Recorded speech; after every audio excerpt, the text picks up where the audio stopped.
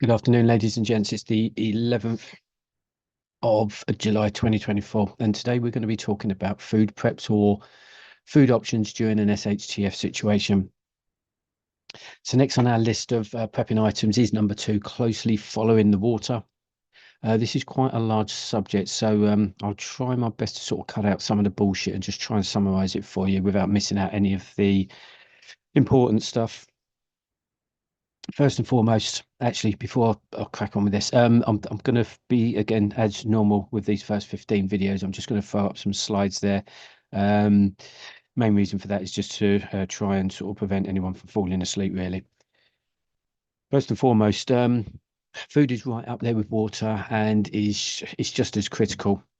There's always going to be some considerations for some of you, and with that, you're going to have to be prepared to make some adjustments to your food types and meals. So, for example, religion may require adjustments to your food, as well as medical conditions. So, just make sure that you factor these requirements into your plan. If you have no food and no water, the maximum time you're going to have on this earth without them will be about a week. However, if you're drinking water but you still have no food, then you could actually live up to 2 to 3 months, believe it or not. So under normal circumstances, your body breaks down food to sort of produce glucose. But if you don't eat anything for 24 hours, then your body starts to convert glycogen from your liver and muscles into glucose. By the second day without food, your body will begin to sort of break down your muscle tissue to provide energy. However, your body is designed to conserve muscle and not break it down. Then, to prevent excessive muscle loss, the body will start on eating away at the fat stores to create that additional energy that the body needs. And the process kind of goes on from there. So, enough about that because I just don't have a medical background to kind of support much of this. Right. Right. Okay. So, whatever your requirements, we've got a bit to get through here, all of which is important. So just bear with me and we'll steam straight through this. You're going to have to create some kind of calculations for food, as you did with your water plan. How many people are there that you're preparing your food for? Is it just you, or have you got a family to feed? I'm going to use my situation again for examples during this session, if that's all right with you guys. It's just easier for me to kind of explain some of this if I've got a real case scenario as such. So a family of 5, we've got 3 females and 2 males in this family, and we'll be looking at each person having 3 meals a day as standard. That's going to be 15 meals per day for 5 people, or 105 meals for 1 week. It sounds a lot to me, and it's not until you start looking at these numbers you start to see the reasons why I'll be sort of presenting you with a number of different options in view of mainly cost and preparedness. There's quite a bit more to consider here with food compared to the water preparations, with a few things to make sure you're factoring in, such as you're going to need to sort of look at the size of the meals. Or determining the size of the meals that you're going to need, how much food is needed to make sure that, again, depending on the size of the family, but just making sure that there is enough food for everybody for the period of time that you're planning for. And this metric it's going to be depending on the size and age of the people or person in your family or in your group that is actually consuming the food in the first place. Are there any health conditions to consider, such as diabetes or any other sort of food allergies? It's one thing me sort of suggesting or recommending meals in tins as a, I don't know, some kind of quick workaround, but that's no good to those who, may have to, I don't know, possibly consider certain ingredients which they can't eat. So obviously, guys, I'm not going to be able to cater for all of these different circumstances. So I'll just stick to keeping it real, and I'll base all of these food preps on me and my family of 5. Before we go through this, though, just another quick disclaimer. I will be making suggestions throughout this video on, the different types of foods, not the types of meals, but the types of food to be sort of factored into your food plan. It's not down to me to know whether or not you have any food allergies or any medical conditions that deem you exempt from any of these food types. It will be your responsibility to know about your own sort of conditions, certainly if you suffer from any foods allergies or anything similar to that. Before I steam into the food preparations, I just want to remind you all that it wasn't too long ago when the UK government was rationing food to its population, both during World War One and World War Two.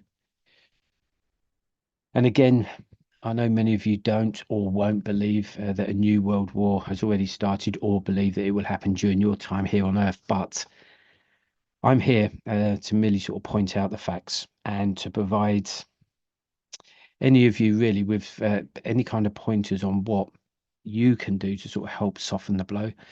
If any of this sort of happens, I hope that none of this is or will happen. To be honest with you, no one wants any of this to happen, but I think we're just about past that point at the moment. Right, firstly, the importance of food. It's um, it's one of the basic necessities of life. You need to stay alive, be active, move around, and work.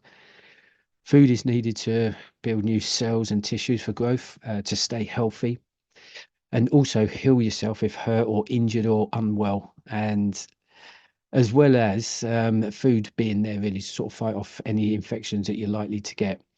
If you want to stay alive, we'll have to eat a healthy balance of nutrients to help lead a healthy life anyway.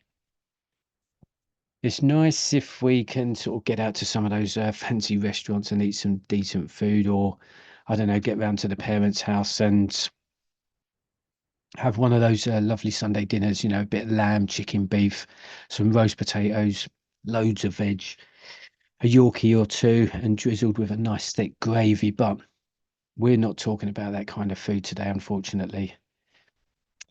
I'm afraid this subject is on the dark side of the moon. We'll be sort of talking about more along the lines of emergency and survival meals and sort of options. Okay, so there are easy ways to prepare your food stocks, and there are hard ways, normally dictated by your budget, which plays a big part in your decision making there. But guys, this is going to be a real sort of common approach to any of your preps. Money right now is going to be a big factor for some of you. The cost of living is already sort of taking hold on some people's weekly shopping. So to even think about factoring in, this lot is going to be sort of challenging for some. I've made my calculations and I've got some numbers, but before I go down this road, we have to look at the reasons why, we'd need to sort of prepare food stocks in the first place. I'm going to structure this plan based on low, medium, and high threat situations. And with that, I'll be sort of introducing what I call food tiers. So that's tier one, two, three, and tier four foods. But don't worry, this will become sort of apparent in a minute. Tier one food. So for me, that will be foods such as what we call dried foods or meals, the most convenient of all options, probably the longest shelf life of up to around about 25 years with some of these products or the vendors, and it's easy to cook. However, tier one food is by far the most expensive option out there, but it can be used for, I don't know if you're bugging out, even hiking, trekking, camping, and all sorts of situations. There are different companies out there offering many different types of these foods and these meals. And definitely the tier to consider if money isn't an object to you guys. Tier two food is going to be the dehydrated food. Meals that have been prepared yourself, dehydrated and packaged away. So similar to the freeze dried sort of ready meals, but cheaper. And I would say with more variety in terms of different meals. But this tier can be time consuming when preparing the meals, as in, the time it's going to take spent cooking first of all, and then the time it's going to take to dehydrate. Now, I know you're not going to sit there watching paint dry. The dehydrator will do that work for you, but it's just time taken during your process. There's also going to be an initial outlay for the equipment, such as the dehydrating machine, the vacuum bags, glass storage jars, if that's what you're going to use, and of course all of the food in the first place to, sort of cook these meals. Moving on to what I call tier three. These are foods that are going to be items such as tinned and canned foods, or foods in packets. At least a couple of years shelf life, and cheaper than tier one and tier two. Also, you have a level of convenience here because if you're purchasing meals in a tin, then you have nothing to prepare. On top of that, many of these meals in a tin can be eaten cold, so no cooking required. I know that's not the best option, but if you haven't got if you haven't got a facility that allows you to cook, then they can be eaten cold, sort of in an emergency, shall we say. And then, so basically what I'm trying to say is that you're good to go straight away. Finally, there's what I call your tier four food. These are going to be items such as rice, spaghetti, beans and grains. So the very sort of basic food items with a long shelf life, and is really the last resort food for me. Meaning, if there is nothing left or budgets are at a critical level, then tier four foods are best. So there are the four types of food that I'll be covering today during this video session anyway. That will be the freeze dry food or similar meals, a tier one food, a dehydrated food, which is your tier two, tinned food, which is your tier three, and then the non-perishable foods, which I'm calling tier four. There are too many variants to cover in one video today. So what I will do is I'll just tell you what I've been thinking about when it comes to preparing food and the meals for me and the family here. I think I may have said this in a video or previous video, but becoming a prepper is without a doubt going to be a challenge, especially especially if you're going to have to. Firstly, it's going to be down to your budget, but if you're going to do this properly, it's going to be a challenge. But it's a good challenge. It is a good challenge. It's a good project. It's a good venture. If you're watching these videos, the other content on other channels, then you've pretty much taken the first sort of step, to be honest with you, where we're in the month of July 2024 here in the UK, and with everything that's going on around the world right now, you might not have too much time left before the fuse is lit in any country somewhere, which could ultimately sort of kick off something like panic buying. What you should do, or what I would sort of suggest or recommend, is watch my panic buying video if you haven't already, because we discuss what I call and point out as being the number one threat, and that is that's going to be sort of all of these people going around. It's going to be the people that are closest to you. So it's going to be your neighbours, your work colleagues, and various other people. But those people are going to be one of your closest threats, especially if they end up in the shops panic buying. They're going to run off to the supermarkets, and when they do, it's all bets are off. So, just be a few steps ahead, certainly of that lot, and just prepare your own food, your water, and other sort of critical items. The cost of living, certainly for some of the UK population, is continuing to take hold at the moment. I like the way the media have sort of managed to get away with renaming a recession to the cost of living or the cost of living crisis. But what I'm trying to say here is just start, getting a food sort of item every week from this point onwards, actually. And I'll tell you the best items to get in, if you sort of stick with these videos in this channel.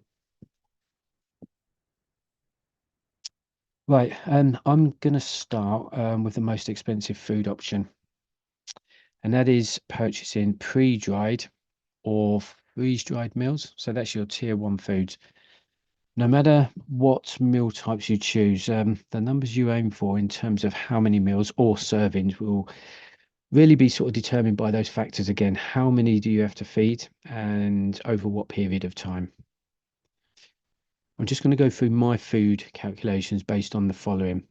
This is going to be 3 meals per day per person, and that's going to be your breakfast, lunch, and dinner.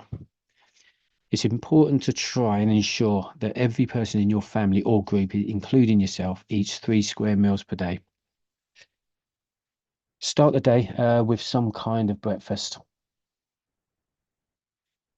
Try and make sure everyone has another meal intake after your breakfast around about midday. So that's going to be your lunch. And then the afternoon or the evening meal, that should really be your larger meal of the day, or normally is in the normal walks of life. So that's going to be meats and veggies or pastas and rice dinners, those sort of meals that, have a tendency to sort of fill you up, and also for the digestive system to break down slower. So yeah, certainly your pastas and stuff like that. I just want to, again, as we're talking about these freeze-dried meals, so 1 month, these are just some calculations for you on these meals. 1 month is equaling 31 days. Again, this is based on my family of 5.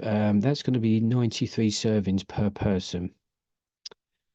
You will find that these dried meals are specified as servings. So when you look at the packaging, it says X amount of servings. That's how many.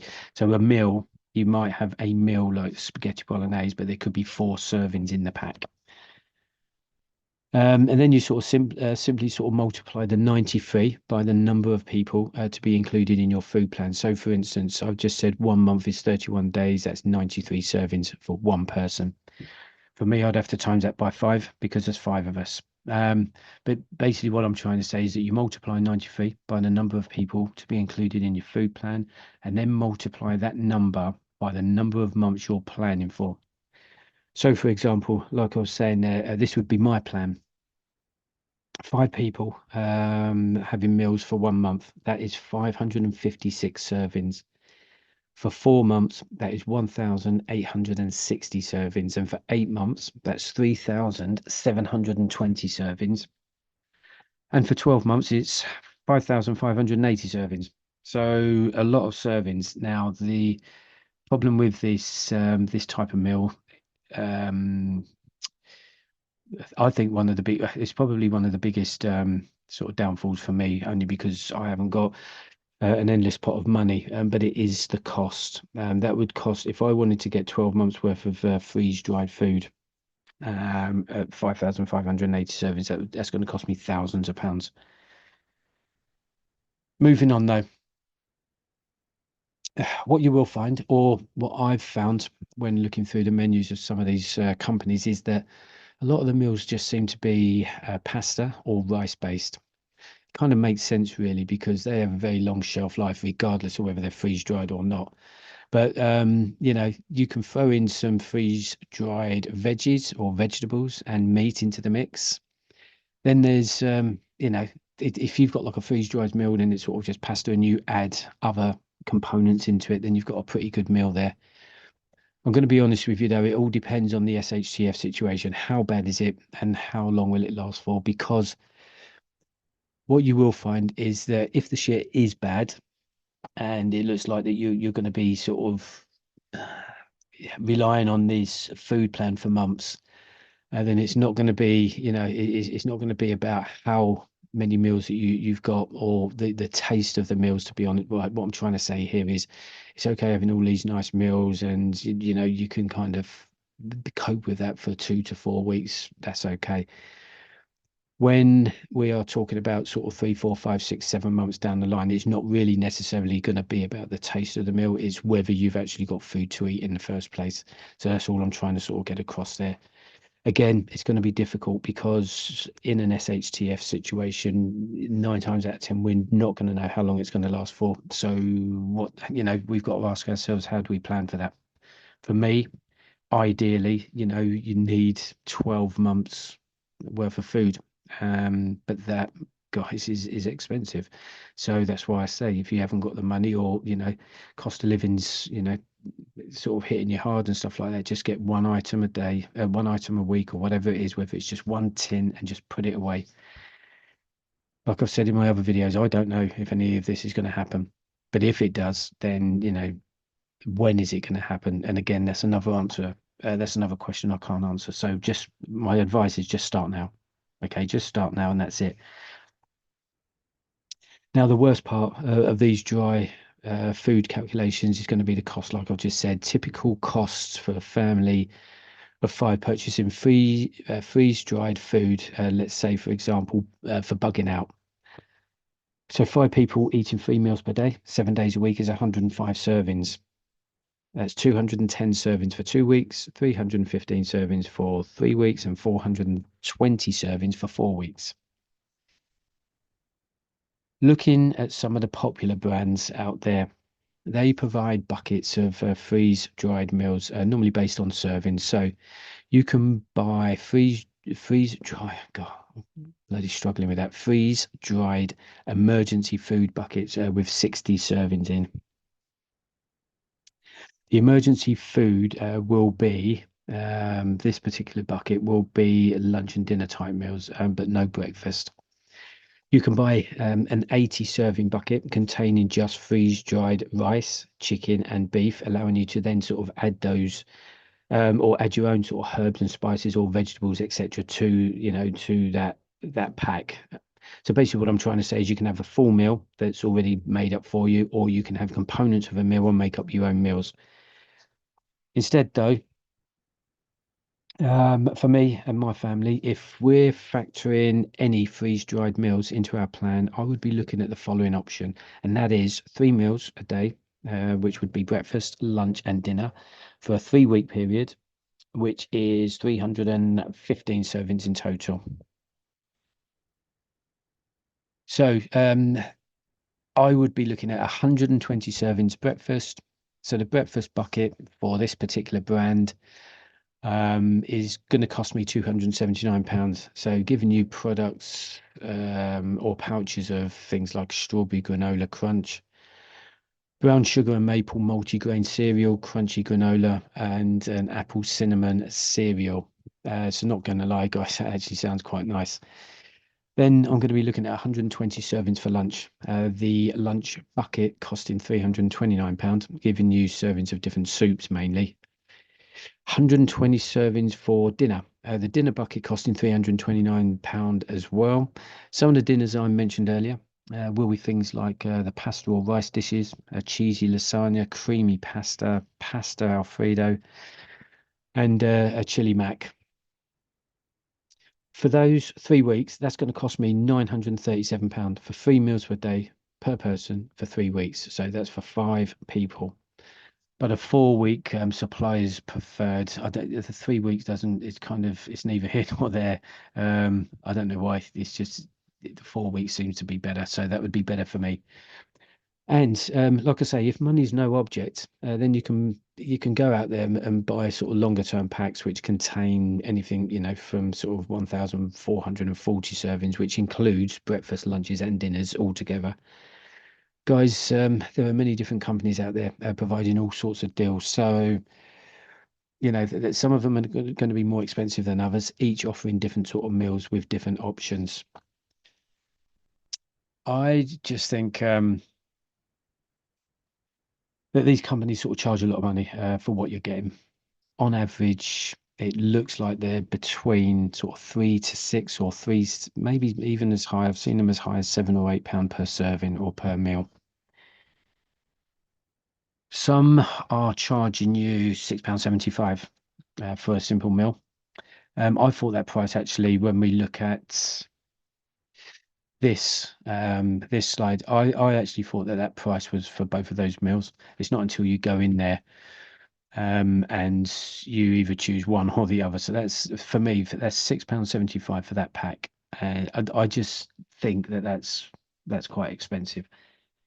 But again, like I say, I don't know if that's because I'm just short on cash. So, I'm going to be sort of looking at the price more than what I'd normally do. And this other company is cheaper, sort of charging half that price. So it's again, like I say, it's just down to you guys on your budgets and your requirements. Is it just you? Is it a whole family? Are you bugging in? Are you bugging out? Do you live in an area that is a high impact area, or potentially a high risk area? There's so many factors that I'm just going to give you overheads here and just kind of examples based on what I've got going on. Whilst we're on the subjects of cost, after looking at all of this, I quite like the idea of the dehydrated meals. It's gonna cost me approximately £1,000 for a month's worth of freeze dried meals.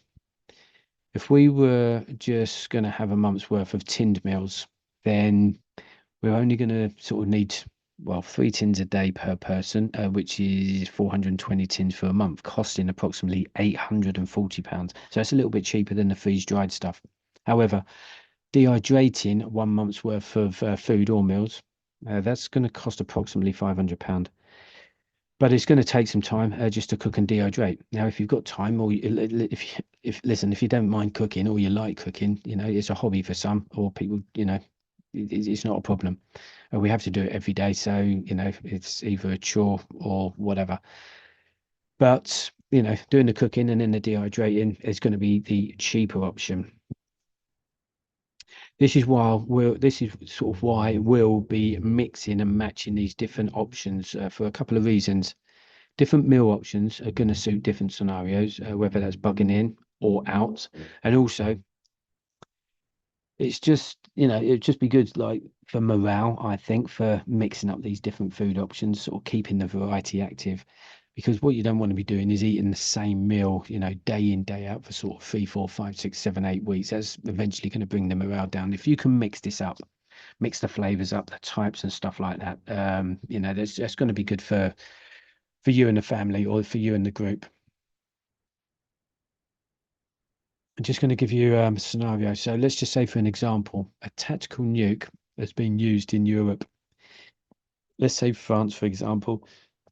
Sorry, excuse me. And there's a fallout cloud on its way to the mainland UK. And guys, I'm sorry to sort of keep using this tactical nuke scenario during these videos, but the more I'm tracking the news, not mainstream, and listening to people out there on the public domain, political stage, and advisors across the world, I just feel that this is more likely to happen than possibly happen now.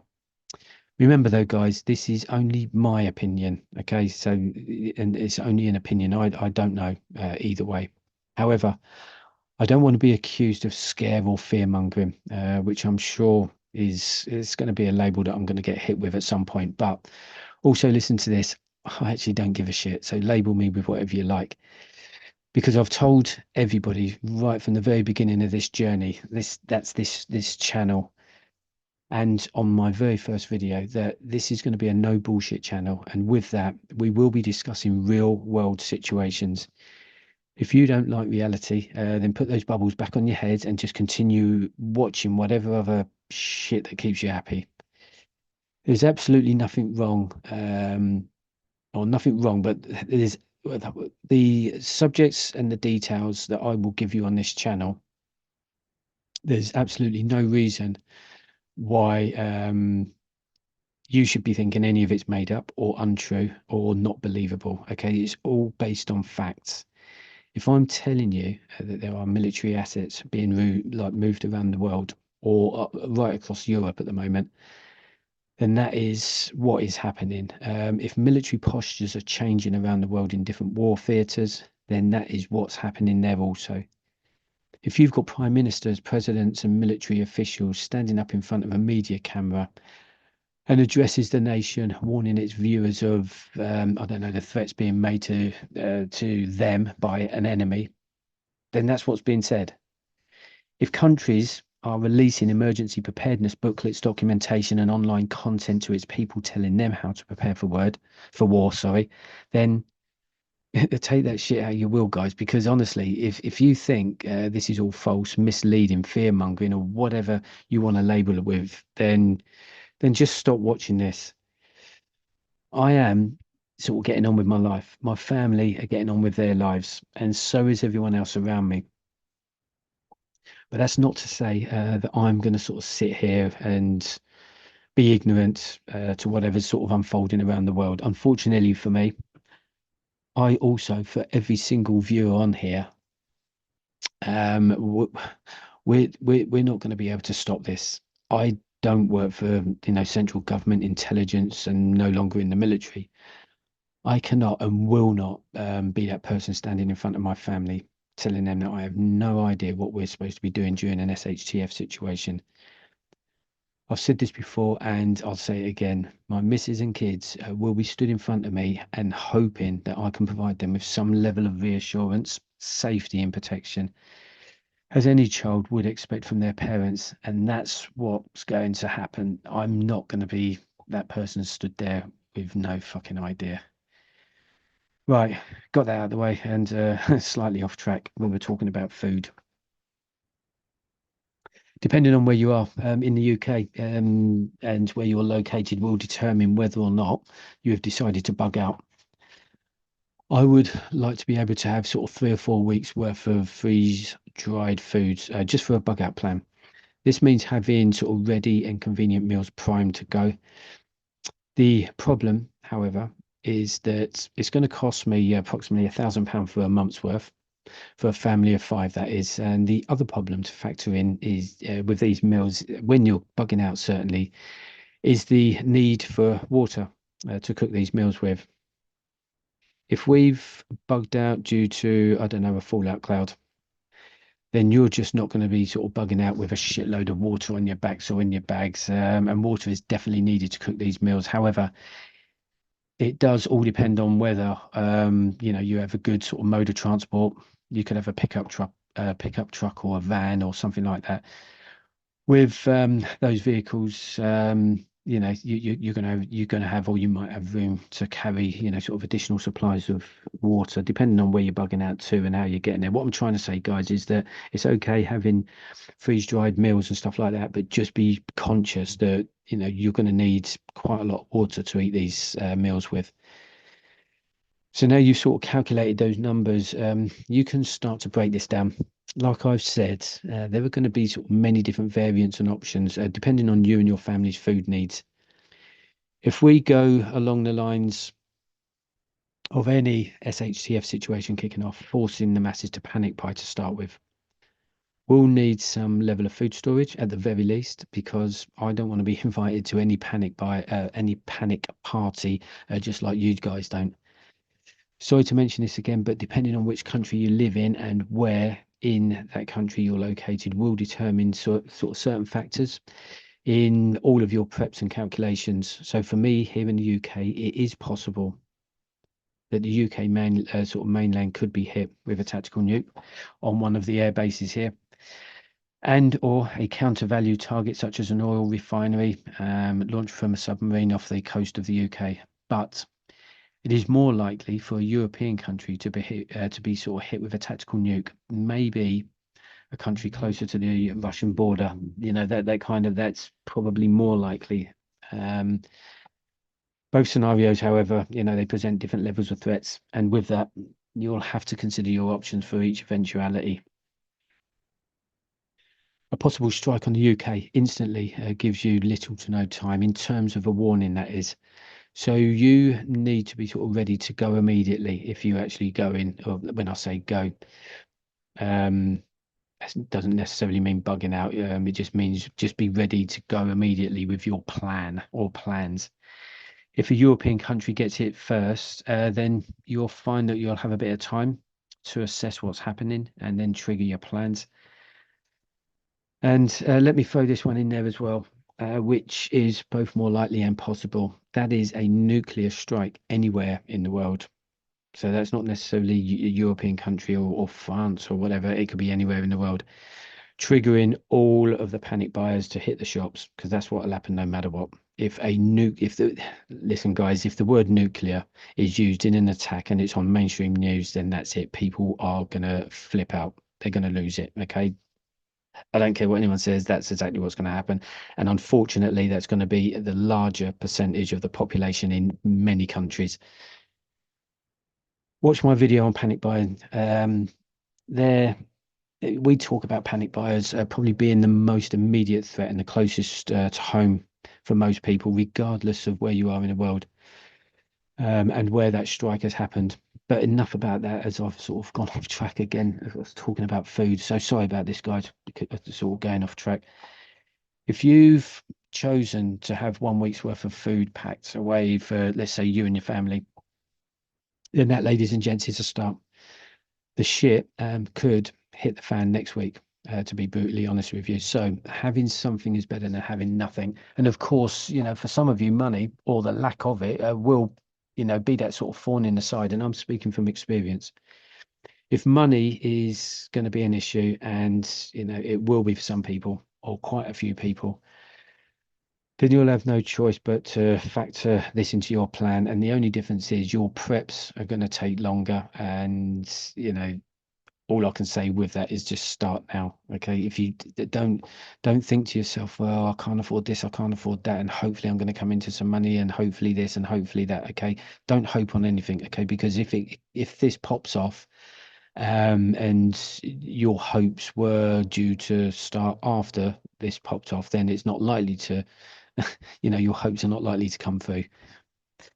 Just one last note, actually, to mention here: most, if not all, of these dry food companies will provide a list of ingredients on their packaging for such meals. So what I will be doing at some point is seeing if I can sort of create some of these meals based on what those ingredients are. So what I'm trying to say is I'm going to have a look at the ingredients on the back of one of these meal packets and just see if I can recreate it. With that, I just want to see if I can recreate it at a fraction of the price, and also whether it's on par in terms of taste. But what I'll do is I'll give it a go. I'll get it filmed, or I'll get it logged, and then I'll throw another video out there providing you with my findings, successes, failures, or whatever. Okay, moving on to the next option, which also sort of comes with its pros and cons, and that is the dehydrated food or meals. Now, you're going to have to go and purchase a dehydrator first, along with the other items that I've mentioned. I think I mentioned the vacuum bag machine, and also you've got to bear in mind the actual the purchasing of the food in the first place. So you're going to have your startup cost first. You should end up sort of buying, or you should end up, once you've got your kit, and you're ready to go. So that's your one-off and your startup cost, which actually isn't that much. It just depends on how much food you're going to be dehydrating, how regularly, and how many people are you catering for. Obviously, the more food you need to do over a short period of time, the bigger the machine. The bigger the machine, the more expensive it's going to be. Once you've got your startup, you'll then need to sort of plan and prepare your food menu and meals. This means looking at your intended meal, checking the ingredients, and just making sure that that meal is suitable for dehydrating. There's going to be preferred foods to use for dehydrating meals, and I can sort of cover these in more detail in another video. As you know, dehydrated meals is one of my preferred options, as I've said. A positive to dehydrating will be that you can cook your favorite meals and then sort of dehydrate them. Your ready meals would sort of have to be sort of cooked by you. So what I'm trying to say is that you will be cooking your meals before they're dehydrated. So you can make them as big or as small as you like. You can cater for those that may have food allergies and medical issues. So you can exclude those from those meals. If you have favorite meals as a family or an individual, you can cook them. What I'm trying to say is if you're dehydrating the food and you're creating your own meals, you can create whatever you prefer. Whereas you get freeze dried, then you've got a set menu and that's it. I've actually created a 60-day or 2-month meal menu for dehydrating, which includes breakfast, lunch, and dinner. There are no two meals the same in this list on the menu sort of for dinner, meaning that there are 60 different sort of dinner dishes here. These meals Sort of took me a number of weeks really to get together and sort of get completed on this spreadsheet. The reason being is because it was kind of going through cookbooks and looking online and seeing what types of meals there are and seeing what ingredients that they contain. Because like I said just now, there's some ingredients a dehydrator just won't like. So oil, anything with a lot of oil and fat in, the dehydrator is not going to be able to break that down fully. Remember though, guys, if you've got a water-based or, you've got, let's say, rice and you've cooked that and then you've dehydrated it. And then when you go to cook it again, if you need to add any oil with any herbs or whatever it is that rice meal is going to contain, then you can just add the oil. What I'm trying to say is just be mindful that there are some foods and ingredients that the dehydrator won't be able to break down for you.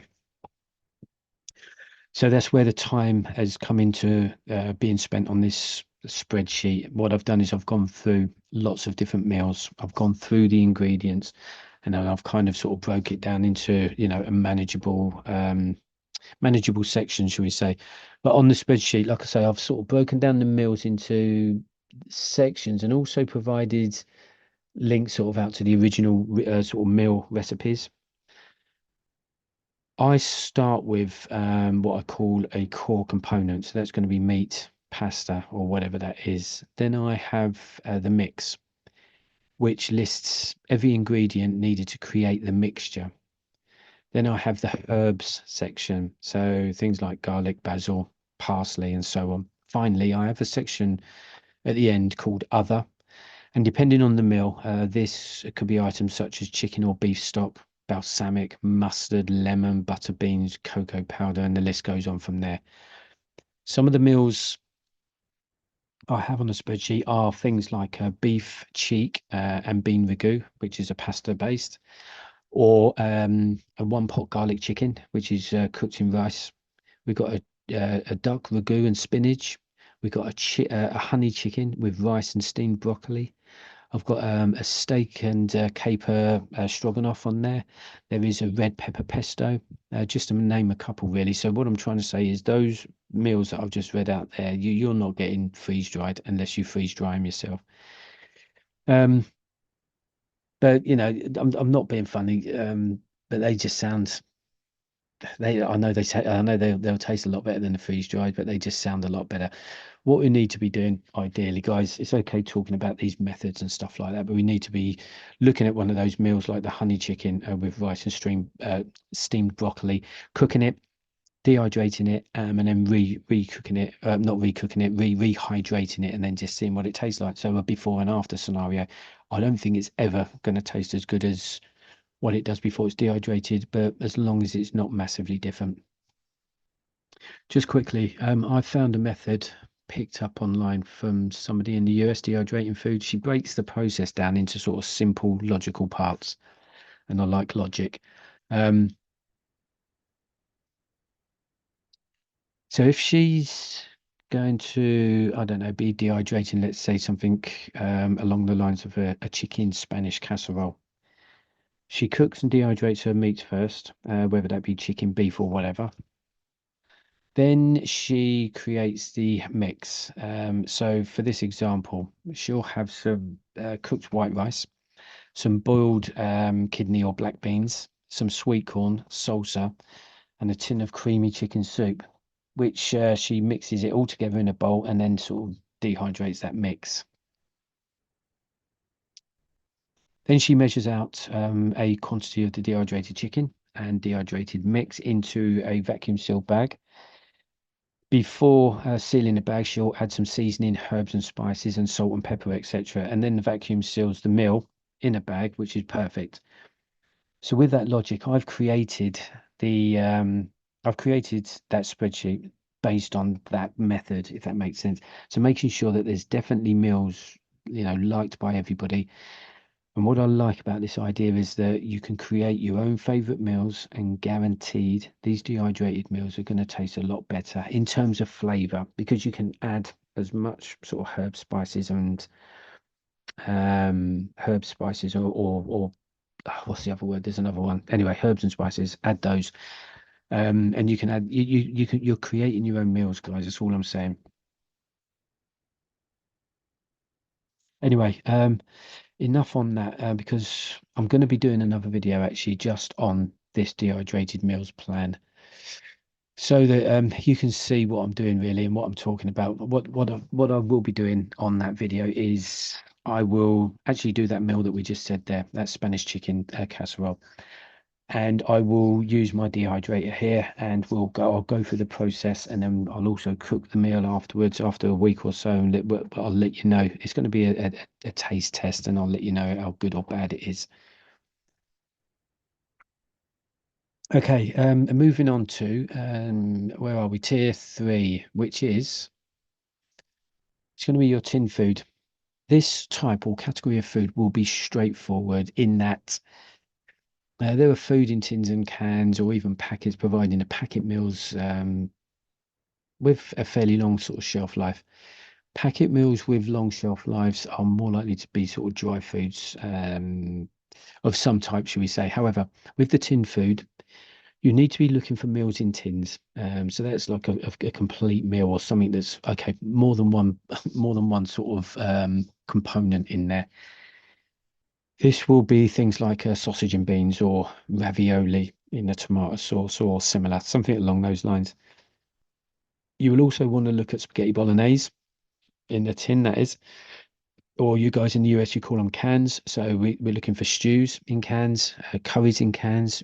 Over here, we've got something called a full Monty breakfast, which is going to be a sausage and bacon and beans and all that in a tin, chili con carnes and that kind of thing. These are by far the most convenient foods to have because they can be eaten cold as they're already cooked. So if you have a grid down situation and you don't have access to any other means of sort of heating up your tin foods, then fuck it. Just get stuck in. The full Monty breakfast in a tin is great. A mixture of food items and fillings and stuff like that. With the chili and the curries, you can heat up food. You can heat up that food, shall we say, and then you can boil some rice, and then you're good to go with the curries and chilies. If you have any sort of freeze dried or dehydrated vegetables, and get them boiling up and have those with your tin stews and casseroles. So what I'm trying to say is we're talking about tin food, but you can incorporate the other types of foods as well. You can mix and match. Okay, so it doesn't. You're not just locked into whatever's in that tin. If you can, if you've got food stocks that are, you know, of a different compound or a different sort of make, and then use them. The main downside to these tins will be the weight. If you need to take, some of these, like let's say for instance, you're bugging out. If you need to take, I don't know, 3 or 4 weeks worth or 2 or 3 weeks worth of tins, remember for a family of five, that was 105 meals. So, that's you're talking 100 tins, 100 cans. That's a lot in terms of weight. Okay, distributed between five and on your backs, or in the back of a car is going to be easier. But you know what I'm saying? What I'm trying to say is just remember when you're doing your food preps, just try and factor in the different types of scenarios you might find yourself in. Okay, moving on to tier 4, the last one of them all. Last but not least, we have the tier 4 foods. This is going to be things like bags of pasta, rice, grains and nuts, dried beans, peas, lentils, kidney, black, and all other kinds of beans. These are all dried. These are not in tins. You're going to want your long shelf life powders, such as mash, egg, butter, milk, and cheese. So with that in mind, guys, mashed potato powdered, you can have that with anything. Egg, egg that comes out like scrambled egg. Butter, well, people think, powdered butter. Yeah, you mix it up and that's it. We're good to go. Milk, obviously everyone's heard of powdered milk, and then powdered cheese as well. So again, if you've got those in your meal, in your sort of food stocks and your food preps, and that's even better. You'll want some dried fruits, tinned fish and tinned meats, some oatmeal for cereals, maybe some multivitamin and mineral tablets, Oil, spices, salt and peppers, and items such as these are all your tier four foods. These have got long shelf lives, and they do last a long time. Some of them actually haven't got a shelf life at all. Things like sugar, we've got honey and syrup. So there's really with that lot, there's plenty sort of going on there.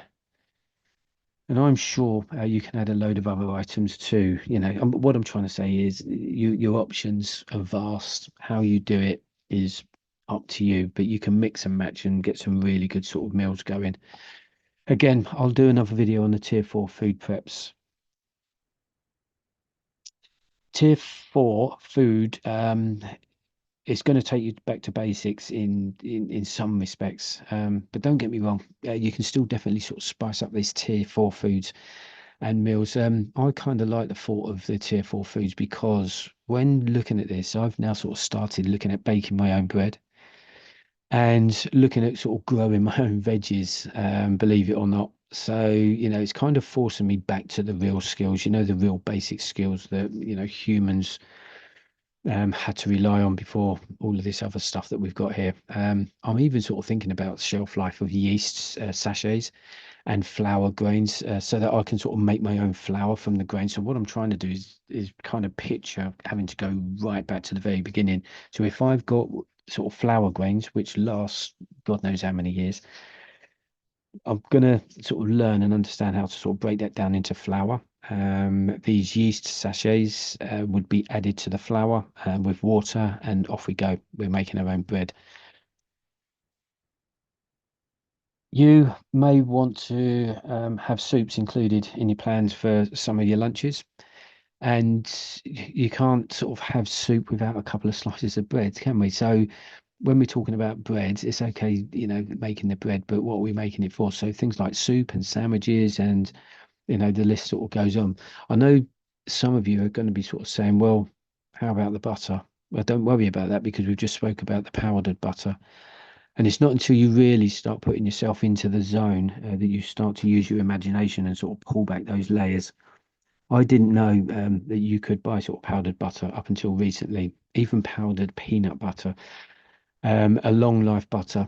I knew you could get powdered milk. I've always known that. And you can also sort of buy powdered eggs, but I wasn't familiar with that up until, a year or so ago. So once you start seeing all of this, so you start to sort of expand your imagination and your options. You could have scrambled egg on toast with the powdered eggs and the homemade bread. You could have egg and a bacon sandwich with your dehydrated bacon, your powdered eggs, and your homemade bread. And the list goes on, guys. So what I'm trying to say is, having those preps in place, especially with a long shelf life, you can still create those everyday meals. I'm going to be doing another 4 videos after this one, each covering the different food tiers so that you can kind of see what's involved in detail for each of these sort of tiers because the options across these food preps is endless. And, like I keep saying, you need to, it's okay sitting in front of the screen and listening to me yap on and other people on other channels and that, but you want to try and give some of this shit a go because it's not until you start doing that you think, oh, okay, yeah, this is feasible, this will work, and it will just put your mind at rest when you're hearing all of this doom and gloom and you hear all of this that's going on in the news and stuff like that, because there's nothing worse than listening to all that on the news and then in the back of your mind thinking, well, what the fuck am I going to do if all that goes off? Do you know? So if you've tried some of this and you've done some of this, then it's just going to be peace of mind, guys. We will talk about the different types and options of freeze dried foods and the different meals and options you'll have if you're sort of dehydrating food. We'll look at the different meal options available for your tin food. And lastly, we'll be looking at the different items that you should think about having in your tier four food prep. And we'll speak about some of the different kinds of meals that you can sort of cook, mixing, mix and matching, like I've sort of suggested. And that lot we'll be covering in sort of 4 separate other videos to this one. I want to sort of try and just pull anyone suffering from this normality bias away from that and bring them back down to earth and into the real world, really. I can only sort of do that by providing you with all of the facts and no bullshit. We don't have time for bullshit. Certainly not on this channel. In fact, listen, guys, none of you have got any time for any of this bullshit. If anything pops off, it's likely to be happening fairly soon. I've said it before, the events I'll be talking about are very real and need to be taken seriously. I do not know beyond reasonable doubt that these things are going to be happening, but I do know beyond reasonable doubt that I want as many people as possible to be prepared, even if it's a little bit, even if you're just a little bit prepared, just in case. Again, I'll go through these in more detail on a separate video. But if I was you, I would start purchasing some of these tins as soon as you can, even if it's just one a week or whatever it is. Because I'll say it again, I'm not sure sort of how long we're going to have before something pops off in Europe, triggering some level of panic here in the UK. Again, like I say, that's your number one threat, panic buyers. So if you can't go to the shop and buy food, you need to have something stored away somewhere. Your food plan, depending on how long you're aiming for. Listen, guys, I only want sort of 60 seconds of your time now, and this is done. But your food plan, depending on how long you're aiming for, can actually incorporate any or all of those food tiers mentioned today. And I say that because that is how my plan is actually going to be created. If you want to bug out for a week or so whilst the fallout cloud goes through its motions, then you could just sort of take a batch of freeze-dried meals with you because that's going to be lighter to carry than tins, and then just it's a bit more convenient. If you can't take or access the water needed to cook, then just take meals in a tin. No, no water's required for the tins, and you can just eat them cold. The only downside, obviously, like I've said already, is the weight. Finally, when you return home, you might want to then, I don't know, steam into some more tin foods for the month. You could then move on to some dehydrated food for a month after that. Just to kind of mix things up. The tier 4 food, though, for me, is the real last resort part of your food plan when everything else has run out, really. So that's enough for this food prep introduction. Like I say, I want to cover, all of this in more detail for you. It's quite a large category, to be honest with you. When we're talking about food preparations, and it deserves, the dedicated video session for each of the food tiers. So to that end, guys, and until next time, I'm off.